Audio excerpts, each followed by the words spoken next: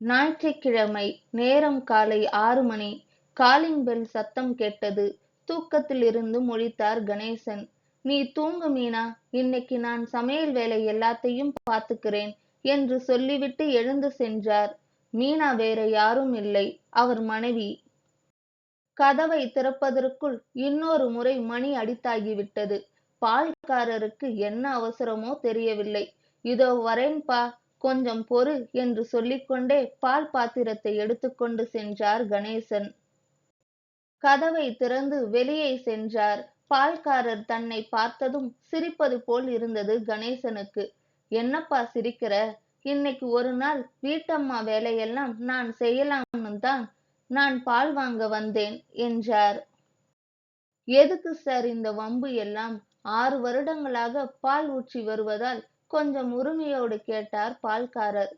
"ஒரு நாள் தானே, போயிட்டு போகுதுன்னு தான் 1 லிட்டர் பால் ஊற்றிவிட்டு வாழ்த்துக்கள் சார் என்று சொல்லிவிட்டு சென்றார்.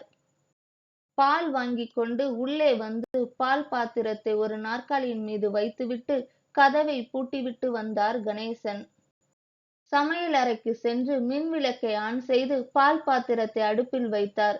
2 டம்ளர் எடுத்து மேசையில் வைத்தார். பக்கத்தில் இருந்த ஹார்லிக்ஸ் பாட்டிலை திறந்து 2 டம்ளர்களிலும் 2 ஸ்பூன் ஹார்லிக்ஸை போட்டார்.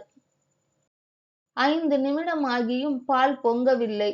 கேஸ் தீர்ந்து விட்டதோ என்று குனிந்து பார்த்தால் தான் அடுப்பை பற்ற வைக்கவே இல்லை என்பது தெரிந்தது கணேசனுக்கு.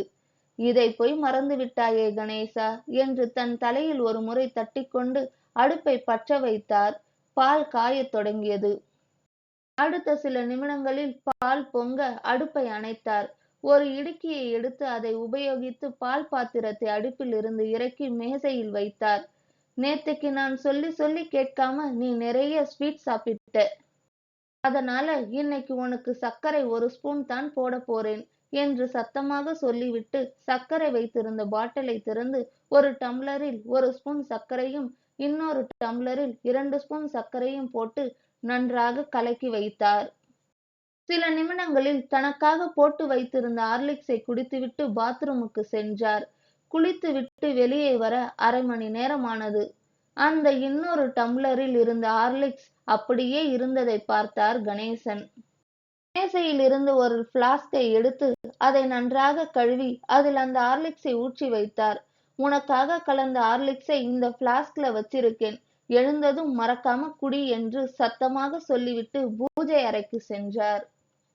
1 மணி நேரம் பூஜை செய்துவிட்டு பூஜை அறையிலிருந்து நேராக சமையல் அறைக்கு சென்றார். இட்லி குக்கரில் 8 இட்லிக்கான மாவு ஊற்றி அடுப்பை பற்ற வைத்தார். அப்பொழுது அவரது கைபேசி ஒலித்தது. மறுமுனையில் அவர் மகன் சிவா. "பஸ் 1 மணி நேரம் லேட். இப்பத்தான் வந்திருக்கு. நான் ரவியை கூட்டிக்கிட்டு இன்னும் 3/4 மணி நேரத்துல வந்துடுவேன் அப்பா" என்றான். ரவியும் சிவாவும் நெருங்கிய நண்பர்கள்.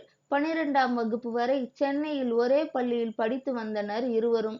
அதற்கு பிறகு கணேசனுக்கு கரூருக்கு டிரான்ஸ்பர் கிடைத்ததால் அங்கு குடும்பத்தோடு குடியேறினர். இப்பொழுது கரூரில் ஒரு கல்லூரியில் பேராசிரியராக வேலை பார்த்து வருகிறான் சிவா. ரவி ஒரு மனத்தத்துவ டாக்டர். அமெரிக்காவில் இருந்து இந்தியா வந்து 1 வாரம்தான் ஆகிறது. சிவாவின் வீட்டுக்கு இன்றுதான் முதல் முறையாக வருகிறான் ரவி. அதனால்தான் சிவாவே பேருந்து நிலையத்திற்கு சென்று அவனை அழைத்து வருகிறான். பேருந்தை விட்டு இறங்கியதும் ஒருவரை ஒருவர் நலம் விசாரித்துக் கொண்டனர். வரும் வழியில் ரவி, "என்னடா திடீர்னு வர சொல்லியிருக்க, என்ன விஷயம்" என்று சிவாவை கேட்டான். அதற்கு சிவா, "முதல்ல நீ வீட்டுக்கு வா, சொல்றேன்" என்றான்.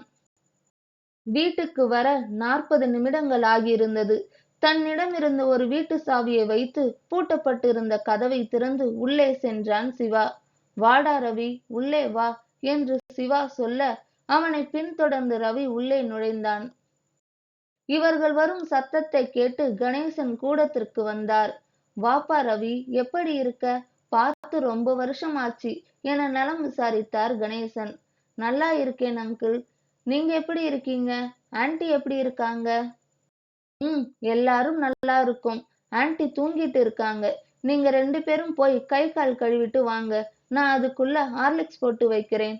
"என்ன அங்கிள் நீங்க சமைக்கிறீங்க? ஆன்ட்டிக்கு லீவா இன்னைக்கு?" ஆமாம்பா, ஆன்ட்டி தூங்கிட்டு இருக்காங்க. இன்னைக்கு ஒரு நாளாவது நான் சமைக்கலாம் தான். கலக்குங்க அங்கிள். அப்பொழுது சிவா குறுக்கிட்டு, அப்பா நீங்க போய் ஹார்லிக்ஸ் போடுங்க. நானும் ரவியும் பின்னாடியே வந்துடுறோம் என்று சொல்ல கணேசன் உள்ளே சென்றார். ரவி, இங்கே என் கூட வா என்று சொல்லி ரவியை வாசலுக்கு அழைத்து வந்தான் சிவா. என்னடா சிவா, வீட்டுக்கு வந்ததும் சொல்றேன்னு சொன்னியே, என்ன விஷயம்? எங்க அப்பாவை பார்த்தியே, எப்படி இருக்காரு அவரு? நார்மலா இருக்காரா? சந்தேகத்துடன் கேட்டான் சிவா. அவருக்கு என்னடா சிவா, நல்லாதானே இருக்காரு. ஏன் சந்தேகப்படுற? இங்கே வா சொல்றேன் என்று ரவியை தன் அறைக்குள் அழைத்து சென்றான் சிவா. இங்கே பாருடா ரவி, நான் என்ன சொல்ல வரேன்னு உனக்கு இப்ப புரியும் நினைக்கிறேன் என்று தன் அறையில் மாட்டப்பட்டிருந்த ஒரு போட்டோவை காட்டினான். அந்த போட்டோ வேறு யாருடையதும் அல்ல, சிவாவின் தாயின் போட்டோ தான் அது. போட்டோவிற்கு மாலை போடப்பட்டிருந்தது. அதிர்ந்து போனான் ரவி. டேய், என்னடா சொல்ற? உங்க அம்மாவுக்கு என்ன ஆச்சு? எப்போ? வார்த்தைகள் வரவில்லை. 2 மாசம் முன்னாடி ஹார்ட் அட்டாக்ல. சரியாக பேச முடியவில்லை சிவாவால். சோகம் தொண்டையை கட்டி போட்டது போல் இருந்தது. வெரி சாரிடா, எனக்கு தெரியவே தெரியாது. அத விடுடா, பரவாயில்லை. இப்ப அப்பாவை நினைச்சுத்தான் பயமாய் இருக்கு. அம்மா இறந்தது அவருக்கு தெரியுமோ தெரியாதோ, இல்ல நடிக்கிறாரா, இல்ல இது ஏதாவது நோயா, எதுவுமே புரியலடா. எப்போ இருந்து இந்த மாதிரி நடக்க ஆரம்பிச்சாரு உங்க அப்பா?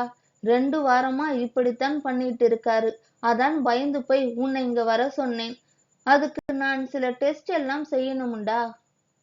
அப்பத்தான் கொஞ்சமாவது தெரிய வரும். இங்க எந்த ஹாஸ்பிட்டலுக்காவது உங்க அப்பாவை கூட்டிட்டு போனியா நீ? இல்ல, அவரை என்ன சொல்லி கூட்டிட்டு போறதுன்னு தெரியல. அதான் உன்னையே இங்க வர சொல்லிட்டேன்டா. அப்படியா?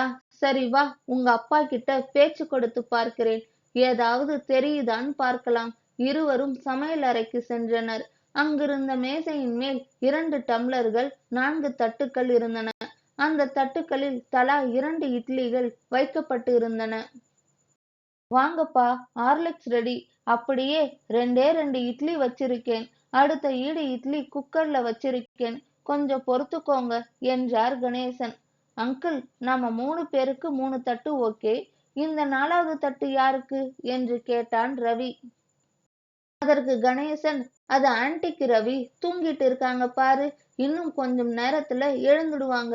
அதான் அவங்களுக்கும் சேர்த்து தட்டு வச்சிருக்கேன். அவங்களோட ஹார்லிக்ஸ் பிளாஸ்க்ல இருக்கு என்றார். நிலைமை புரிந்தது ரவிக்கு. இட்லி சாப்பிட்டு விட்டு கை கழுவ வாஷ் பேஷனுக்கு அருகில் செல்லும் பொழுது, சிவா, இவரை சென்னைக்கு கூட்டிட்டு வந்துடு. எவ்வளவு சீக்கிரம் கிளம்புறோமோ அவ்வளவு நல்லது. நான் வீட்டிலேயே ஒரு கிளினிக் வச்சிருக்கேன். அங்க வச்சு இவருக்கு என்ன ட்ரீட்மெண்ட் கொடுக்கலாம், கவுன்சிலிங் போதுமான்னு எல்லாம் பார்த்துக்கலாம் என்றான். அன்றிரவே சென்னை கிளம்பினார்கள் மூவரும்.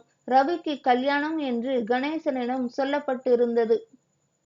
பேருந்தில் காலியாக இருந்த ஜன்னலோர இருக்கைக்கு பக்கத்து இருக்கையில் உட்கார்ந்திருந்தார் கணேசன். அவருக்கு பக்கத்து இருக்கையில் சிவாவும் பின் இருக்கையில் ரவியும் உட்கார்ந்திருந்தனர். வண்டி கிளம்பியது. தன் தோளில் போடப்பட்டிருந்த சால்வையை எடுத்து அந்த ஜன்னலோர இருக்கையில் ஒரு நபருக்கு போர்த்துவது போல அந்த சால்வையை போட்டிருந்தார் கணேசன். இந்த குளிர்காற்று, பஸ் டிராவல், ஜன்னலோர சீட்ல நீ, உனக்கு பக்கத்து சீட்ல நான். அப்படியே நாம காலேஜ் படிக்கிறப்ப ஊட்டிக்கு டூர் போனது மாதிரியே இருக்குல்ல என்று சொல்லி தன் பழைய நினைவுகளை எண்ணி புன்னகைத்தார் கணேசன். சில நொடிகளில் வண்டியின் வேகம் கூடியது. சில்லென காற்று வீசியது. கொஞ்சம் குளிர் அடிக்கிற மாதிரி இருக்குல்ல என்று கணேசன் கேட்க, ஜன்னல் கதவு தானாக மூடியது.